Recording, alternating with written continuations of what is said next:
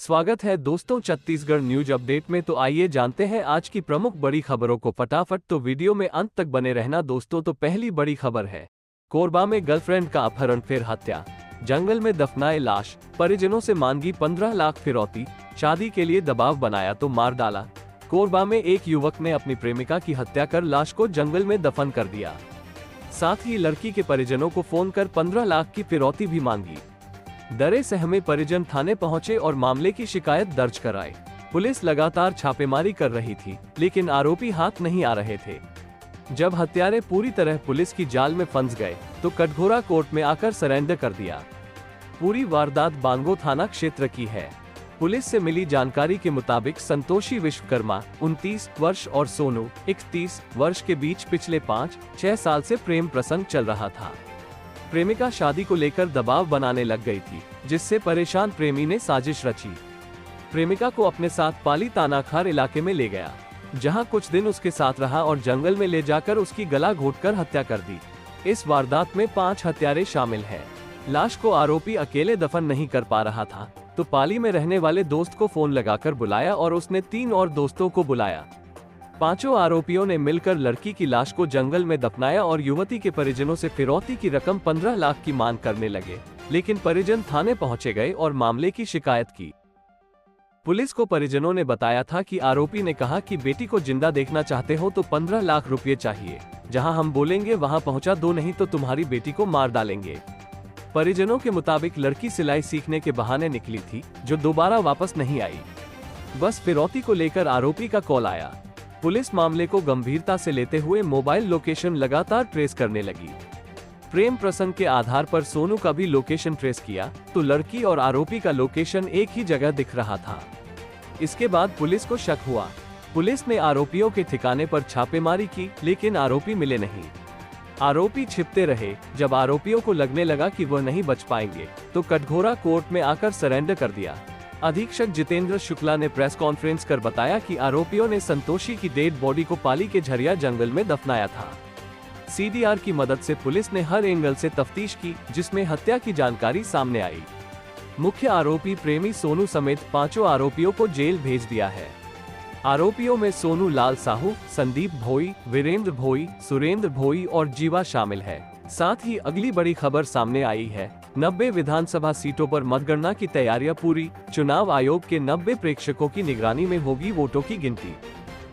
छत्तीसगढ़ में 2 चरणों में 7 और 17 नवंबर हुई वोटिंग के बाद अब रिजल्ट के लिए 3 दिसंबर का लोग बेसब्री से इंतजार कर रहे हैं।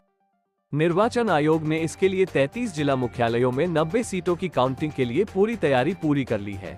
इसी कड़ी में निर्वाचन आयोग ने सभी 90 विधानसभा क्षेत्रों में प्रेक्षकों की नियुक्ति की है, जो कि मतगणना के दौरान मतगणना प्रक्रिया का अवलोकन करेंगे। जानकारी के मुताबिक निर्वाचन आयोग, इलेक्शन कमीशन ने कड़ी सुरक्षा के बीच काउंटिंग कराने का दावा किया है। वोटों की गिनती के दौरान बिना प्राधिकार पत्र के किसी भी व्यक्ति को मतगणना कक्ष में प्रवेश की अनुमति नहीं दी जाएगी। वोटों की गिनती सुबह 8 बजे से शुरू हो जाएगी। इस दौरान निर्वाचन आयोग की द्वारा नियुक्त इन प्रेक्षकों की उपस्थिति में ही मतगणना परिणाम प्रत्येक चरण के बाद आयोग के सॉफ्टवेयर से अपडेट किए जाएंगे। मतगणना के दौरान सबसे पहले ETPBS electronically transmitted postal ballot system से प्राप्त मतों के QR कोड की स्कैनिंग होगी, जो प्रेक्षकों की निगरानी में की जाएगी। मतगणना के दौरान प्रेक्षक किसी भी टेबल पर जाकर मतगणना का निरीक्षण कर सकेंगे। प्रेक्षकों के साथ निर्वाचन के लिए नियुक्त सामान्य प्रेक्षक भी मतगणना प्रक्रिया पर नजर रखेंगे। साथ ही अगली बड़ी खबर सामने आई है, मां बेटे ने मिलकर पिता की हत्या, कब्र से खोदकर निकाला शव, दोनों गिरफ्तार। छत्तीसगढ़ के कवर्धा में मां बेटे ने मिलकर पिता की हत्या कर दी। हत्या के बाद शव को दफना दिया गया, जिसके बाद सूचना मिलने पर कब्र को खोदकर पिता का शव निकाला गया है। वहीं बेटे जगेश्वर मरकाम और मां कौशल्या को गिरफ्तार कर लिया गया है। मृतक का नाम रामप्रसाद बघेल बताया जा रहा है। ये पूर्व मामला कुकदूर थाना अंतर्गत कड़मा का है। दरअसल किसी बात को लेकर काफी दिनों से मां और बेटे अपने पिता से परेशान थे, जिसके चलते दोनों पिता को जान से मारने का प्लान बनाया और उन्हें मौत के घाट उतार दिया गया। इतना ही नहीं, जान से मारने के बाद उन्हें दफना दिया गया था। इसी के साथ ही अगली बड़ी खबर सामने आई है, टिकट नहीं मिलने वाले विधायकों की सरकारी सुविधाएं होंगी बंद। नया विधानसभा बनने से पहले करना होगा आवास खाली। छत्तीसगढ़ विधानसभा चुनाव के परिणाम आने में अब महज 3 दिन बाकी रह गए हैं। कांग्रेस और भाजपा दोनों अपनी अपनी सरकार बनाने का दावा कर रहे हैं। इस बीच बुरा हाल उन विधायकों का है जो इस बार टिकट नहीं मिलने के चलते पूर्व हो चुके हैं। परिणाम आने से पहले ही इन विधायकों की सरकारी सुविधाएं बंद कर दी गई हैं। दरअसल भाजपा और कांग्रेस दोनों दलों से ऐसे 24 विधायक हैं जिन्हें उनकी पार्टी ने इस बार टिकट नहीं दिया है। इन सभी को दिसंबर से सरकारी सुविधाओं का लाभ नहीं मिलने की सूचना विधानसभा सचिवालय से दी गई है। इनमें 4 विधायकों को सरकारी आवास मिला है, जबकि 20 को आवास भत्ता दिया जाता था। विधानसभा सचिवालय के अधिकारियों ने बताया कि चुनाव में प्रत्याशी नहीं बनने वाले विधायकों को नई विधानसभा के गठन से पहले आवास खाली करने पड़ेंगे। वहीं दिसंबर माह में किराया भत्ता नहीं दिया जाएगा। इन विधायकों को नो ड्यूज कराने और सरकारी सुविधाओं से वंचित होने की सूचना दी गई है। विधानसभा सचिवालय के अधिकारियों ने बताया कि उनके पास विधायकों के लिए सीमित आवास है।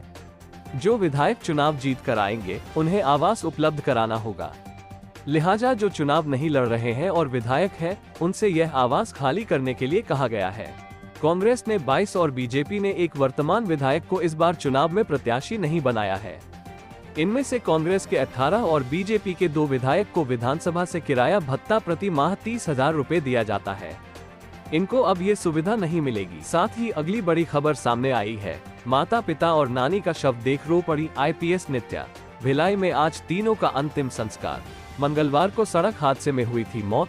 भिलाई में मंगलवार रात को हुए सड़क हादसे में माता पिता और नानी को एक साथ खोने वाली लद्दाख की SSP PD नित्या बुधवार शाम भिलाई पहुंची। वो सीधे लाल बहादुर शास्त्री अस्पताल पहुंची। यहाँ मरचुरी में अपने पिता P वेंकटरत्नम, मां P शांति और नानी के शव देखकर वो रो पड़ी। इस दौरान उनके पति उन्हें और परिवार वालों को ढांढस बंधाते रहे। मंगलवार रात को बेरला स्थित फार्म हाउस से घर लौटते समय नित्या के पिता वेंकटरत्नम की कार को सामने से आ रहे ट्रेलर ने टक्कर मार दी थी। कार के परखच्चे उड़ गए थे। हादसे में वेंकटरत्नम, उनकी पत्नी P शांति और सास की मौत हो गई थी।